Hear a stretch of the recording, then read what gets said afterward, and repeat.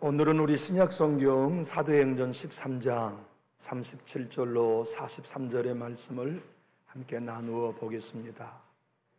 신약성경 210면 사도행전 13장 37절로 43절입니다.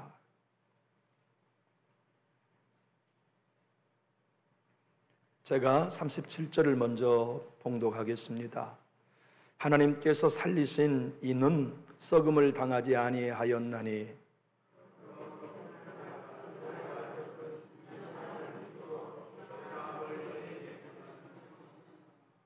또 모세의 율법으로 너희가 의롭다 하심을 얻지 못하던 모든 일에도 이 사람을 힘입어 믿는 자마다 의롭다 하심을 얻은 이것이라.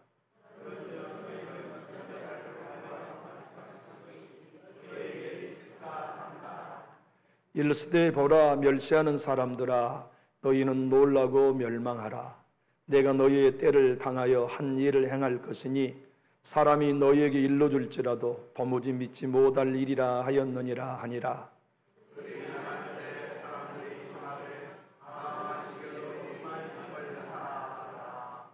회당의 모임이 끝난 후에 유대인과 유대교에 입교한 경건한 사람들이 많이 바울과 바나바를 따르니 두 사도가 더불어 말하고 항상 하나님의 은혜 가운데 있으라 권하니라. 아멘.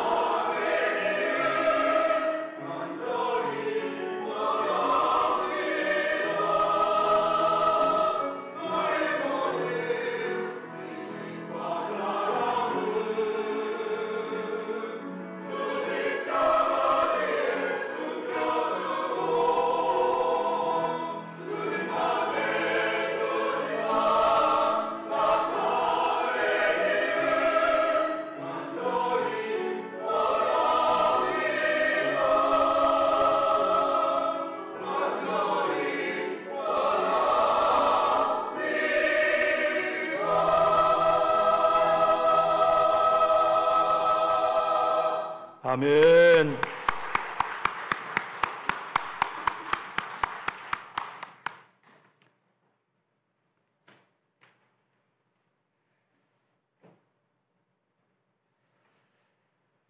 거듭난 사람들에게는 고민이 있어요. 하나님께 가까이 간 사람들에게도 고민이 커지죠.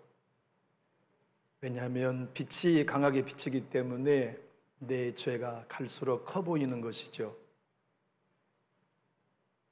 예수 십자가 앞에 가까이 갈수록 우리는 내가 더 연약한 존재라는 것을 발견하게 돼요. 하나님의 거룩하심을 보는 사람은 누구나 기뻐하지 않았어요. 오라, 나는 화로다, 망하게 되었다고 말했던 것은 거룩하신 하나님 앞에 가까이 갈수록 자기의 죄가 더 커 보이기 때문이죠. 우리는 예수님을 믿고 죄 용서를 받았다는 복음을 받아들였어요. 한때는 기뻤고 그 사실이 즐거웠죠. 그런데 사노라면 우리는 또 다른 많은 죄를 짓게 되는 것을 부인할 수 없어요.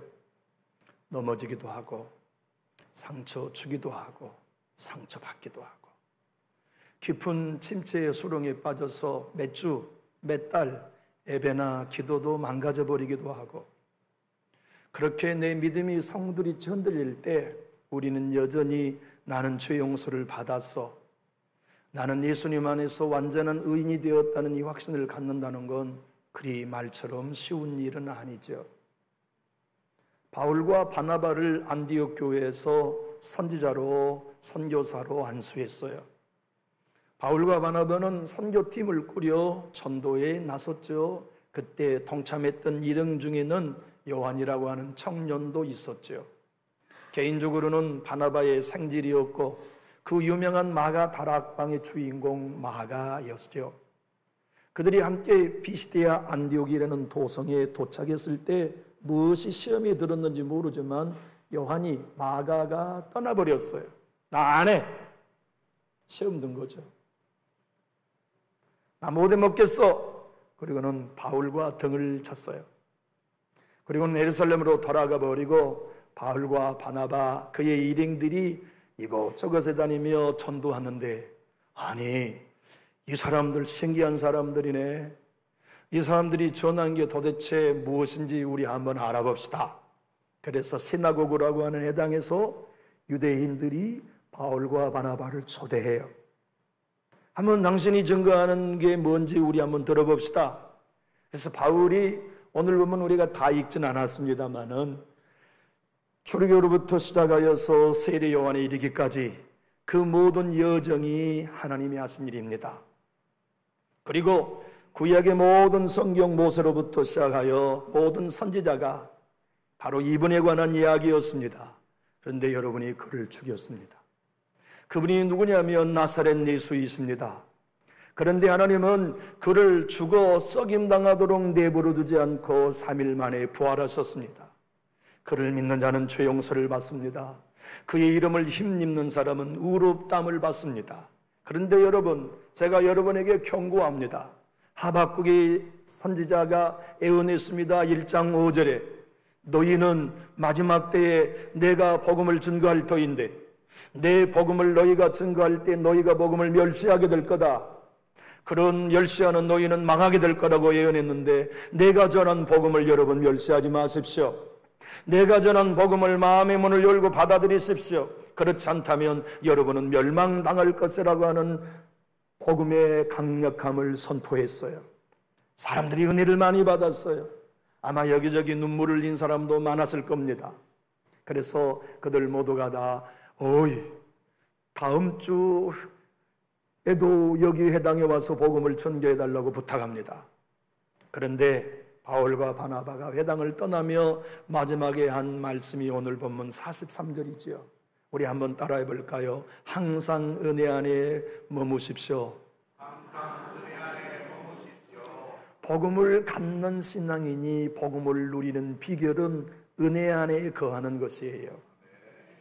신앙생활의 기쁨은 내게 있지 않아요. 은혜가 기쁨으로 내게 넘칠 때 기쁘고 신앙의 평안은 우리에게 있지 않나요?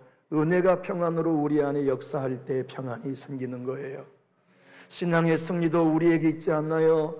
은혜가 내 안에 승리를 이루어 주실 때 승리하게 되고, 용서도 내가 하는 거 아닙니다. 내 안에 은혜가 나를 사로잡을 때 용서하게 되고, 화해하는 것도 내가 하는 게 아닙니다. 은혜가 내 안에 역사하여야 은혜가 화해하게 하세요. 신앙생활의 가장 중요한 묘미를 바울은 떠나면서 이렇게 얘기합니다. 여러분, 항상 은혜 안에 거하십시오. 왜냐하면 은혜 안에 거해야만 복음을 누릴 수 있기 때문이라는 걸 설명했어요. 교회 여러분, 은혜를 맛보고 계십니까? 복음이 진정 여러분의 삶의 힘이 되고 계신가요? 내 안의 정죄감, 양심의 가책의 소리보다 십자가의 채찍에 맞으신 예수 신음의 소리가 여러분을 진정 죄로부터 자유케 하시는 복음이 여러분 안에는 소리치고 계십니까? 아무리 봐도 나는 무능해. 내가 이렇게 해가지고 예수 믿는 사람이라고 말할 수 없어. 난 너무 연약하고 부끄러워 하는 죄책, 죄의식, 양심의 가책 가운데서도 예수로 힘입어 나는 죄 용서받았다는 확신을 여러분은 누리고 있습니까? 꿈결에 무서운 악몽을 꾸었어요. 그 꿈이 맨날 며칠 떠나지 않아요. 내 삶을, 내 생각을, 내 감정을 지배하며 우울한 늪으로 끌고 내려가요.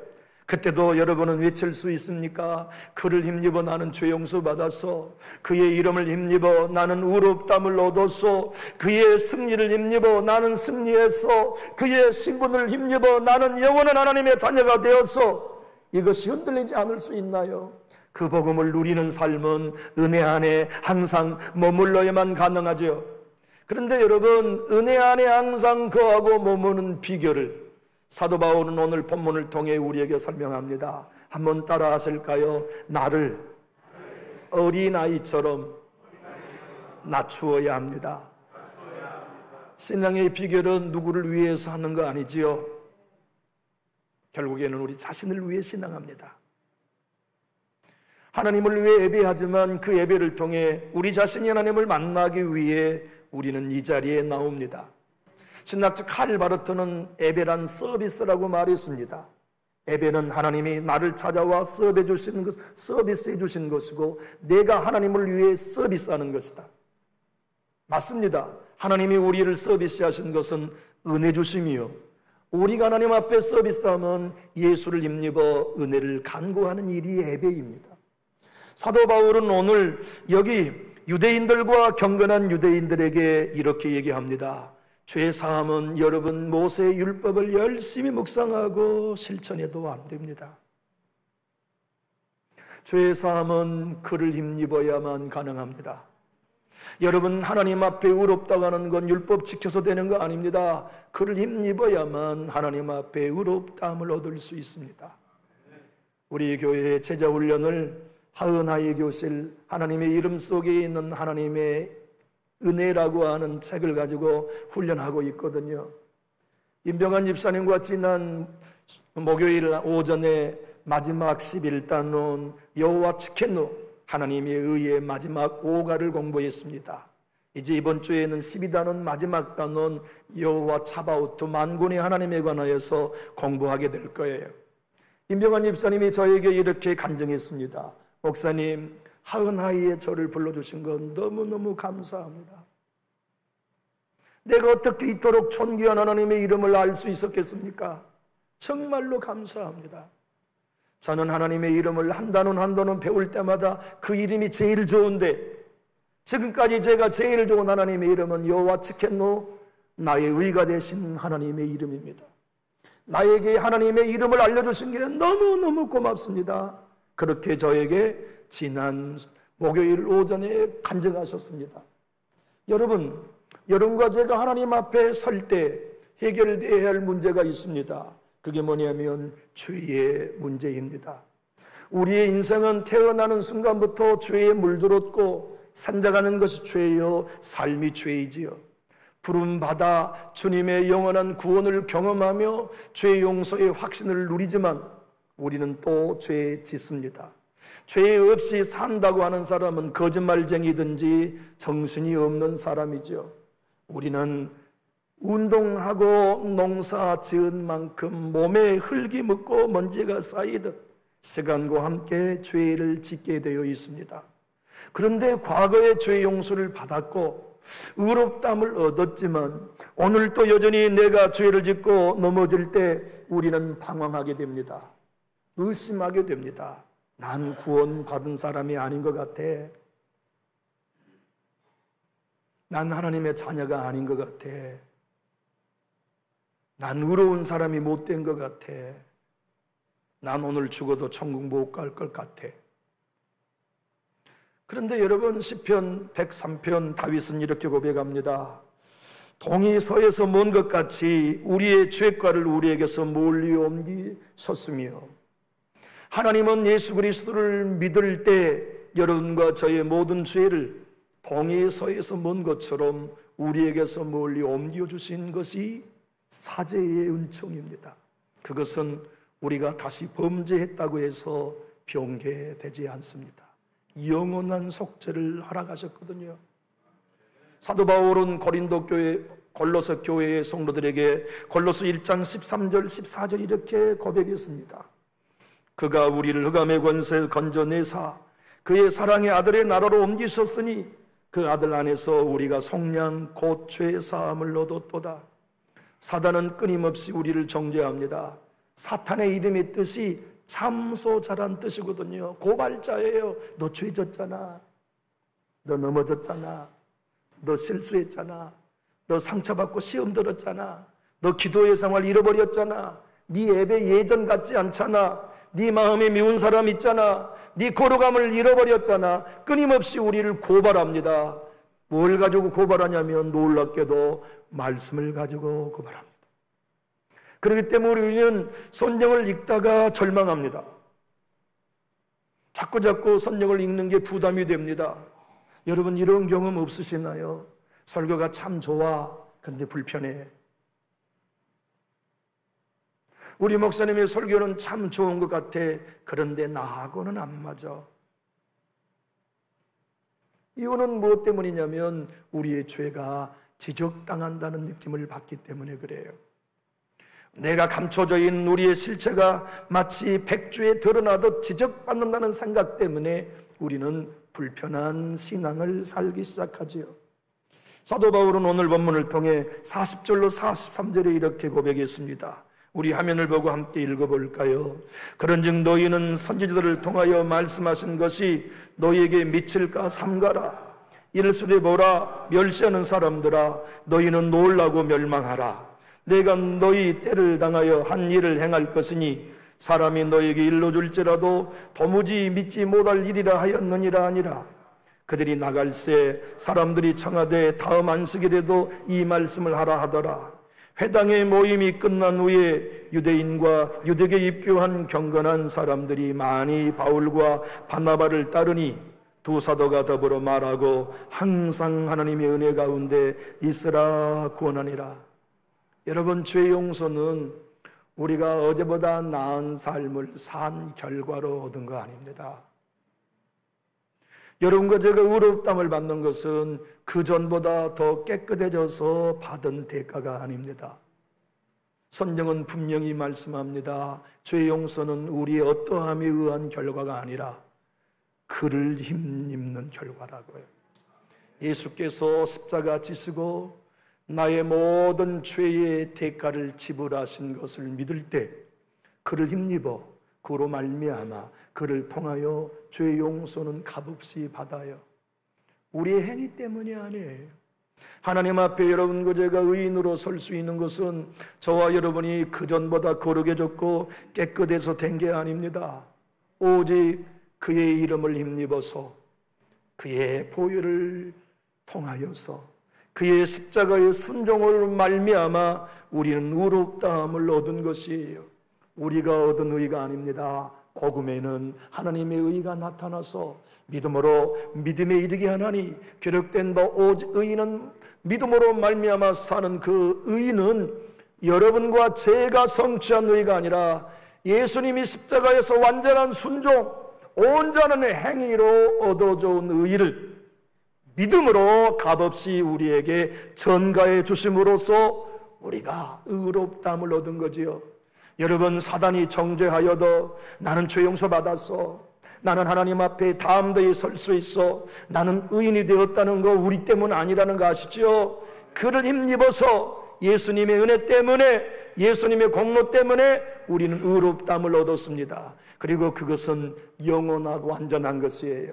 흔히 흔들리고 어려울 때 여러분 한 분 한 분이 주 예수 그리스도를 힘입어 자유하시고 예수님의 거룩한 십자가의 능력이 여러분 안에 복음으로 누려질 수 있고 은혜 안에 머물 수 있기를 우리 예수님 이름으로 축복합니다. 사도 바울이 오늘 43절에 다시 이렇게 고백합니다. 회당의 모임이 끝난 후에 유대인과 유대계에 입교한 경건한 사람들이 많이 바울과 바나바를 따르니 두 사도가 더불어 말하고 항상 하나님의 은혜 가운데 있으라 권하니라.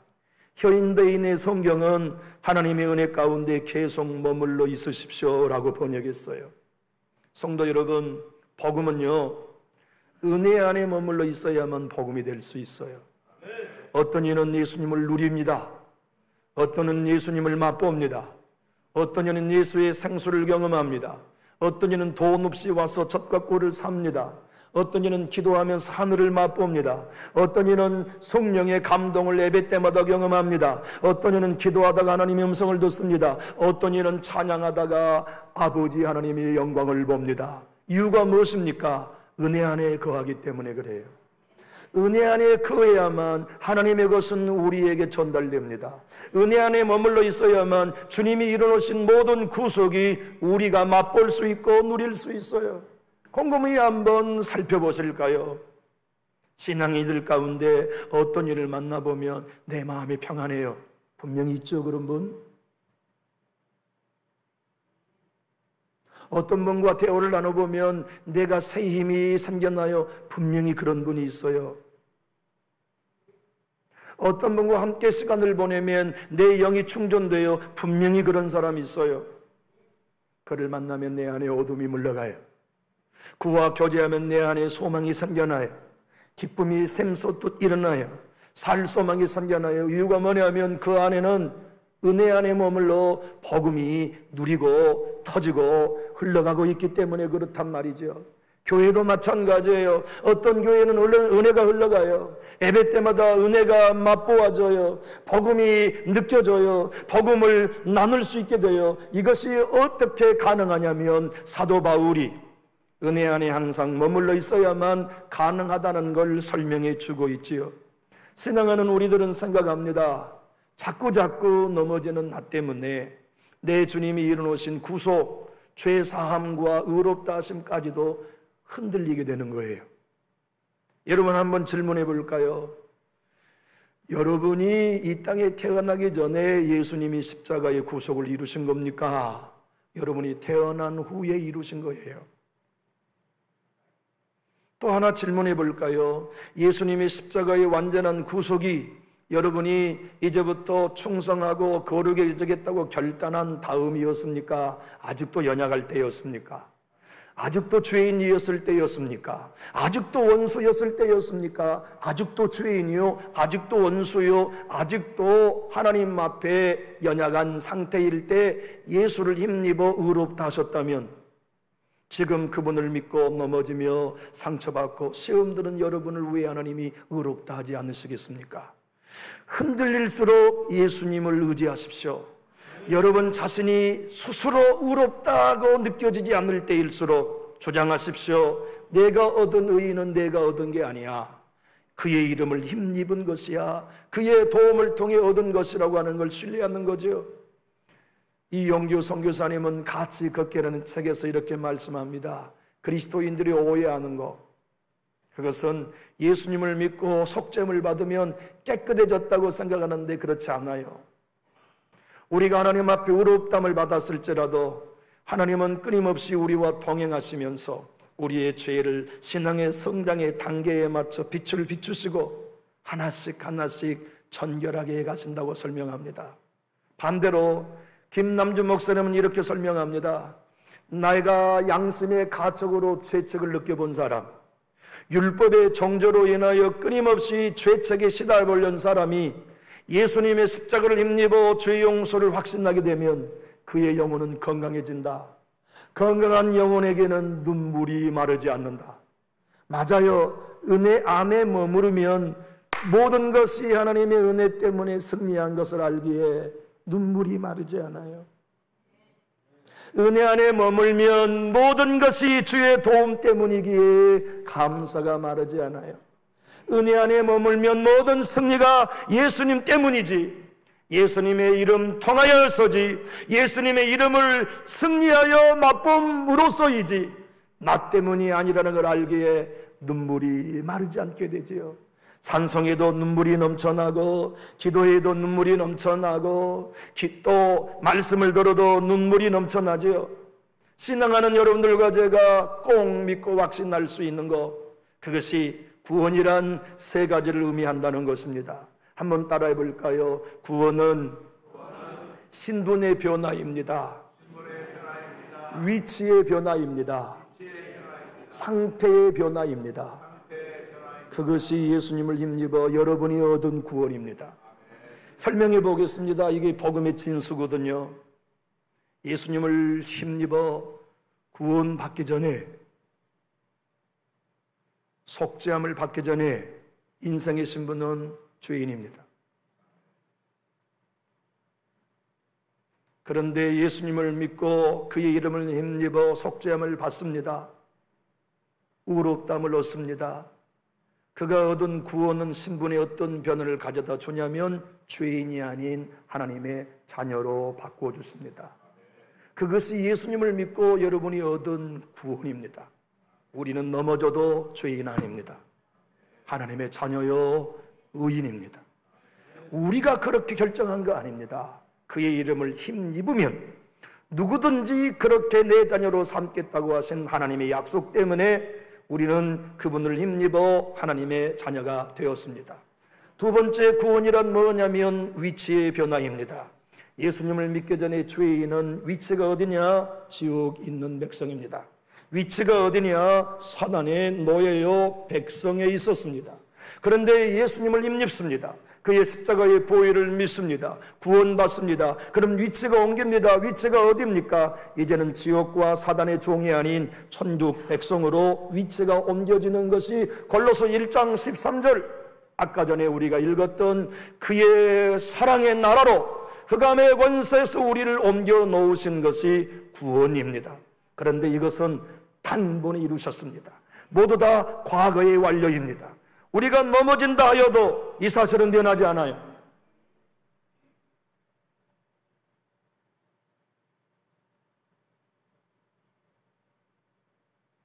여러분, 담배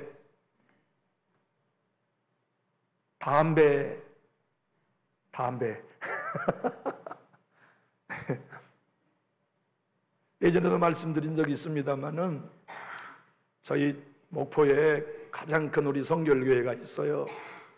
근데 선임 안수 집사님이 장로님 감이에요.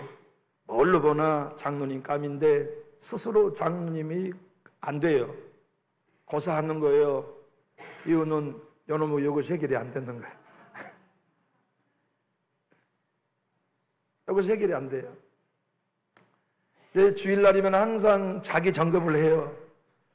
담배가 내 몸에 있는지 없는지 살폈다가 담배값을 빼놓고 오는데 그날은 잊어버렸어요. 그래가지고 담배값을 어디에 담아왔냐면 여기다 담아왔어요.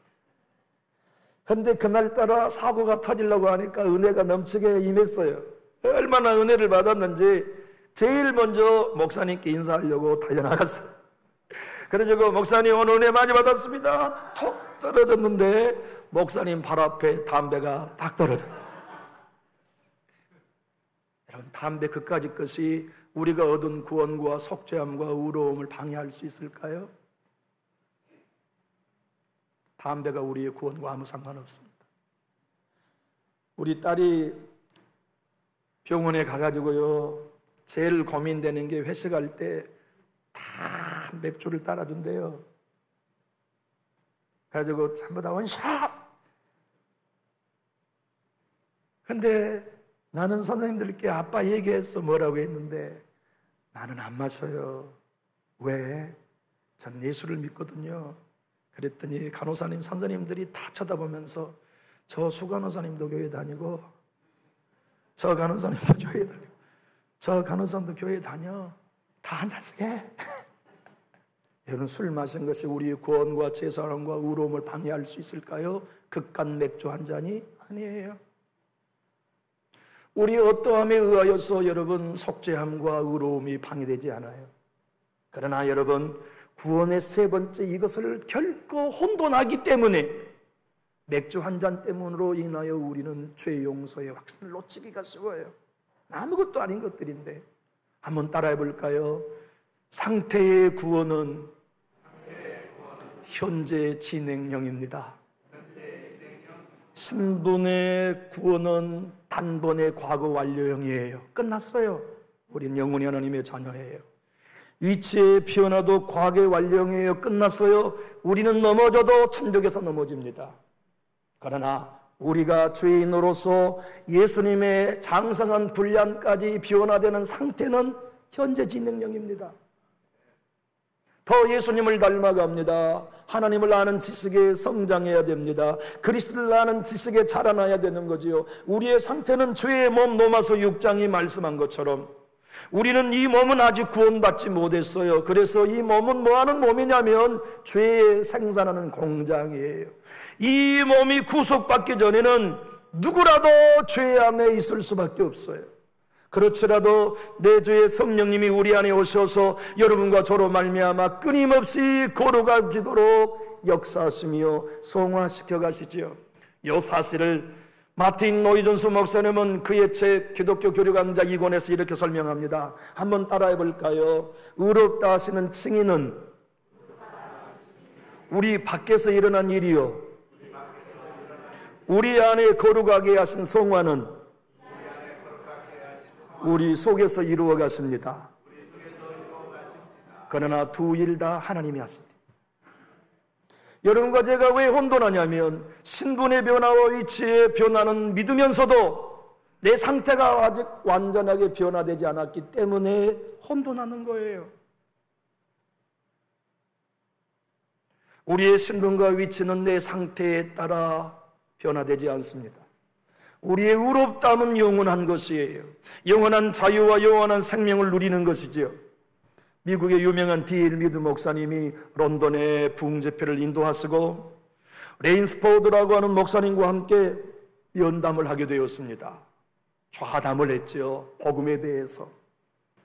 묻는 이는 D.L. 무디 목사님이었고 답하는 분은 레인스포드 목사님이었습니다. D.L. 무디 목사님이 모든 좌중에 있는 회중 앞에서 질문합니다.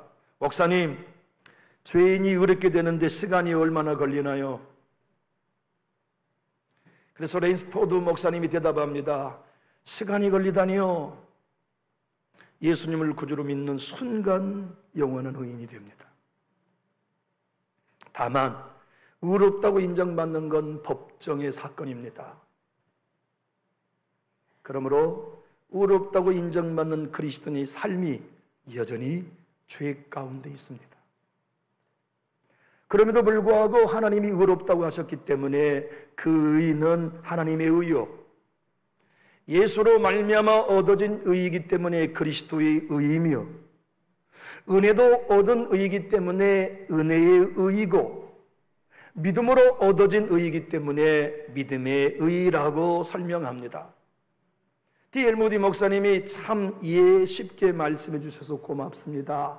답을 하고 이렇게 질문합니다. 많은 그리스도인들은 참 평안을 누리지 못하는데 참 평안을 누리는 비결이 있을까요? 레인스포드 목사님이 이렇게 대답합니다. 그분은 신앙의 출발을 잘못했습니다. 신앙은 평안하기 위해서 하는 거 아닙니다. 행복해서 하기 위해 하는 것도 아닙니다. 예수를 만나기 위해 하는 겁니다. 예수님을 만나면 평안도 그분을 통해 오고 예수님을 만나면 승리도 그분 통해 오기 때문에 순서를 바르게 두어야 됩니다. 여기 남존육교에 나오는 성도 여러분, 나를 바라보면 넘어집니다. 내 상태를 바라보면 의심이 생깁니다.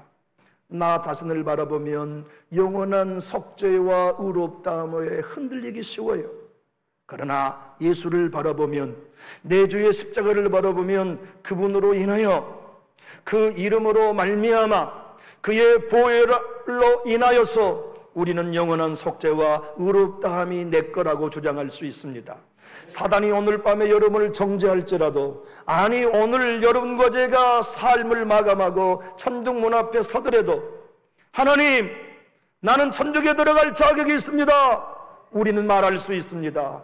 왜냐하면 내가 믿는 예수의 이름 때문에, 그 이름을 힘입어 천국 백성 된다는 사실을 여러분 모두가 확신할 수 있기를 예수님 이름으로 축복합니다.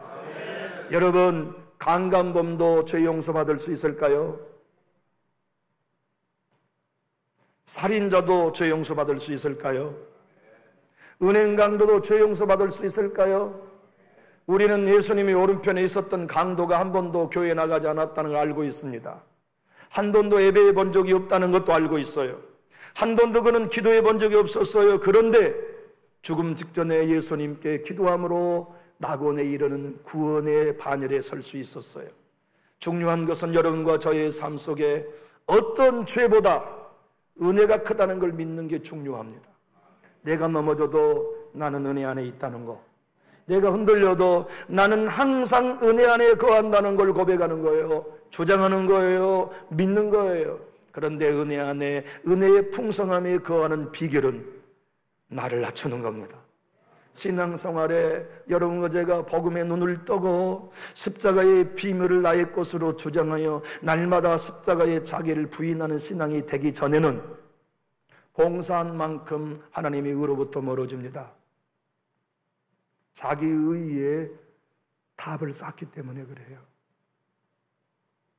헌금 많이 할 만큼 은혜에서 멀어집니다. 남보다 기도하는 자리에 오래 머무를수록 은혜에 멀어져요. 자기 의의를 쌓는 신앙이 되면 그렇게 됩니다. 칭찬 없으면 힘이 없고요, 비난 들으면 가봐져요. 그것이 자기 의의로 신앙하는, 예수의 힘이 아닌 내 힘으로 신앙하는 신앙의 형태입니다. 그러나 복음에는 하나님이 나타나서 믿음으로 믿음에 이르게 하나니 기록된 바 오직 의인은 믿음으로 말미암아 살리라 함과 같다는 복음의 사실, 하나님의 의, 그를 힘입어 나는 구원받았어. 그의 이름을 힘입어 죄 용서받았어. 그의 십자가의 공로를 힘입어 나는 의로워졌다고 믿는 사람은 충성에도 자기 의의를 쌓지 않아요. 하나님의 의에만 만족해요. 남보다 더 오래 믿었고 더 많은 충성을 드리며 더 많은 걸 바쳤다 할지라도 자기 의의를 쌓지 아니하고 나는 하나님의 의만을 신뢰해. 하나님의 의만이 나의 의야, 하나님의 의만이 나의 자랑이라고 고백하는 사람은 천부여 의지 없어서 손들고 옵니다. 주 나를 외면하시면 나는 갈 곳 없어 주님의 십자가 밑에 머뭅니다. 이 고백이 여러분의 고백이 되어서 언제나 자유하십시오. 언제나 승리하십시오. 언제나 은혜 안에 거하시어서 이 땅에 있는 동안에도 천국을 사시고 내일 또 하나님의 나라를 맛보시고 매일매일 예수와의 풍성한 은혜 안에 승리하는 우리 교회, 여러분 한 분 한 분과 제가 되기 원하시면 우리 큰 소리로 아멘 하실까요? 기도하겠습니다. 살아계신 하나님 아버지, 오늘도 주님의 약속의 말씀 앞에 엎드립니다. 우리는 내 자신의 의의를 힘입지 않을 것입니다. 내 자신이 남보다 좀 더 땀 흘리며 헌신하는 것들을 힘입지 않을 것입니다. 우리가 힘입는 것은 내가 부족해도 완벽하신 예수님을 힘입고, 나는 때 묻었어도 나를 영원히 의롭다 하시는 십자가의 보혈을 힘입겨 주님의 이름을 말미암아 십자가의 공로로 말미암아 주님 앞에 설 것입니다.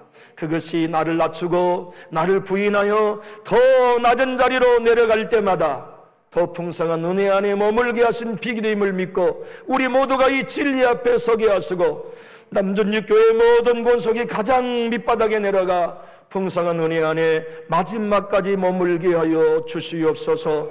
예수님 이름으로 축복하고 기도하옵나이다. 아멘.